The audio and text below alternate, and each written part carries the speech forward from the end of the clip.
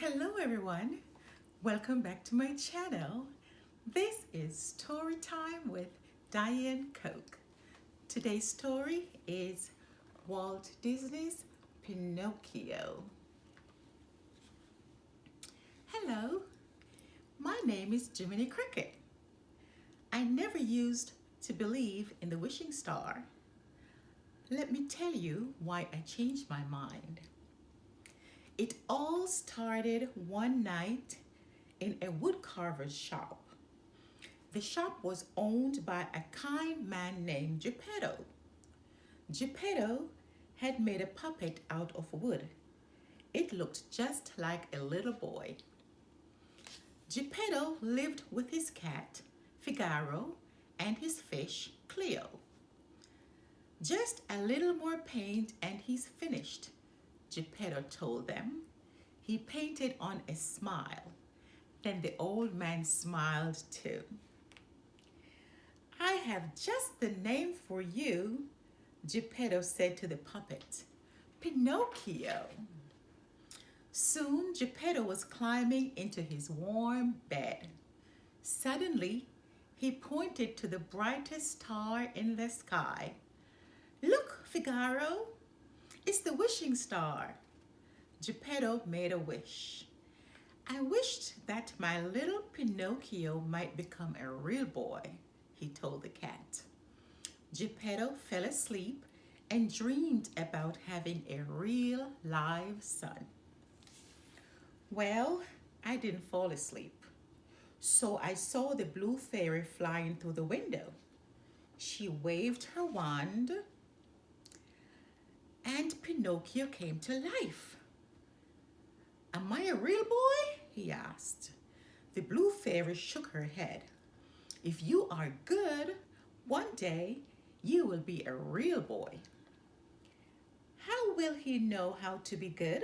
I asked. You will help him, said the blue fairy. That's how I became Pinocchio's conscience. Pinocchio was very happy. He could walk and talk just like a real boy. In fact, he made so much noise that he woke up Geppetto.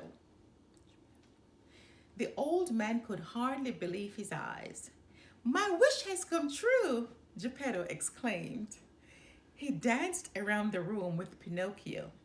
Look, Figaro, I have a son, Geppetto cried. Geppetto loved Pinocchio as he would have loved a real boy. The next morning, Geppetto sent Pinocchio off to school. Pinocchio was very excited. He couldn't wait to learn like the real children. Two rascals saw Pinocchio walking to school. One was a sly fox named Honest John, but Honest John was not honest at all. The other was a mean cat called Gideon. Honest John exclaimed, a puppet who moves without strings. We can make a fortune out of him. Gideon agreed. The fox and the cat told Pinocchio to come with them. Honest John said, you will be the star of Stromboli's puppet show. But I have to go to school, Pinocchio replied. Actors don't need school. Come with us. We'll show you the easy road to success, the sly fox promised. So Pinocchio went with Honest John and Gideon. I spent the day looking for Pinocchio. I finally found him at Stromboli's puppet show. The show was just starting. Ladies and gentlemen, Stromboli announced, presenting the one and only puppet without strings. Pinocchio came out onto the stage. He sang a funny song. He danced with the other puppets. The crowd clapped and threw gold coins. Pinocchio was a star. I thought Pinocchio didn't need me any longer, but I was wrong. Stromboli wouldn't let Pinocchio go home to Geppetto Instead, he locked poor Pinocchio in a cage. You're going to make lots of money for me, the greedy Stromboli told him. I saw Stromboli driving his wagon out of town, so I decided to say goodbye to Pinocchio. I found my friend in the cage. He was crying. He was sorry he hadn't gone to school and he wanted to go home. I tried to set Pinocchio free, but I couldn't open the lock. It seemed hopeless. Then Pinocchio saw the wishing star. In a twinkle, the blue fairy appeared. She asked Pinocchio what had happened. Pinocchio told her one lie after another. With each lie, his nose grew longer and longer and longer. Tell the truth, I begged Pinocchio. Finally, he did. The blue fairy smiled. She waved her wand. Pinocchio's nose became short again, and he was free. Remember, said the blue fairy, a boy who won't be good might as well be made of wood. Meanwhile, Honest John and Gideon were in a tavern. A fat coachman was there too. He showed them a sack full of gold. The coachman told Honest John, collect some bad boys who play hooky from school, and I will give you this sack of gold. I have a coach leaving at midnight for a place called Pleasure Island. Just then, Pinocchio and I were racing home to Geppetto. I ran very fast.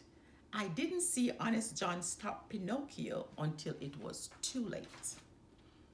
Honest John told Pinocchio all about Pleasure Island. Boys play there all day and never have to go to school, the crafty fox said. That sounds like fun, Pinocchio agreed. Soon, Pinocchio and a coach full of boys were headed for Pleasure Island. I thought Pinocchio might need my help, so I jumped on the back of the coach. We rode through the starry night, then we sailed to Pleasure Island. Pleasure Island was full of rides and sweets. The boys did whatever they wanted to do.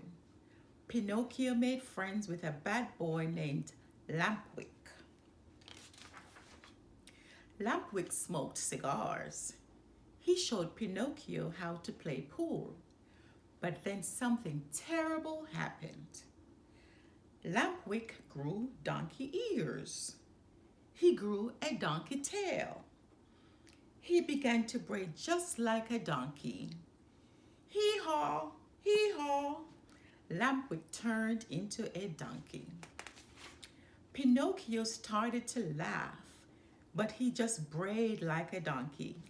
Hee-haw, hee-haw. Then Pinocchio grew donkey ears and a donkey tail. He was turning into a donkey too.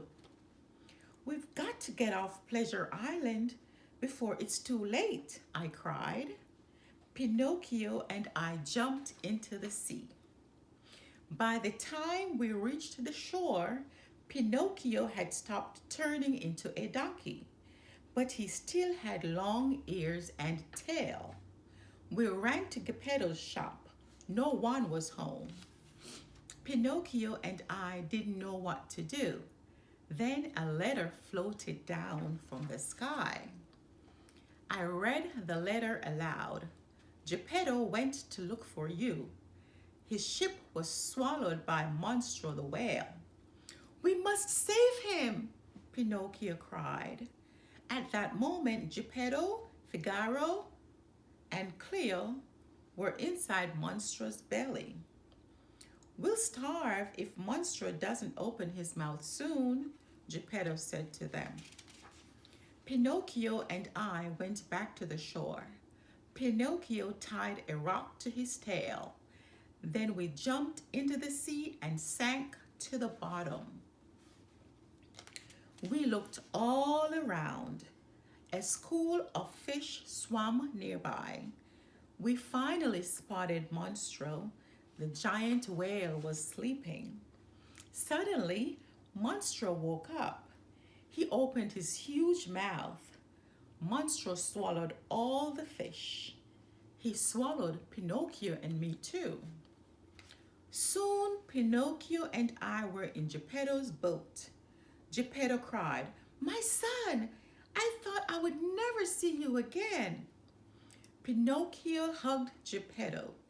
He promised he would never leave his father again. Then Geppetto saw Pinocchio's long ears and tail. "What happened?" he asked. Pinocchio felt ashamed. "I'll tell you later," he said. "First, we need to get out of here." Pinocchio had a plan. "We need to make a fire. The smoke will make Monstro sneeze." They built a big fire. Sure enough, the huge whale opened his big mouth. Ah, ah, ah, achoo! We were all blown out of Monstro's mouth. Geppetto was too weak to swim. "Save yourself," he told Pinocchio. But the little wooden boy would not leave his father. Pinocchio pulled Geppetto to shore. Geppetto woke up and found Pinocchio lying in the water. Pinocchio didn't move at all. Geppetto took Pinocchio home. He put the little wooden boy on his bed. Geppetto wept. "Goodbye, my brave son. You gave your life to save me." Suddenly, a bright light shone around Pinocchio. His wooden limbs changed to real arms and legs. His eyes opened. Pinocchio was alive, and he was a real boy. Geppetto hugged Pinocchio. They danced all around the room. At last, Geppetto's wish had come true, which is just what happens when you wish upon a star. The end.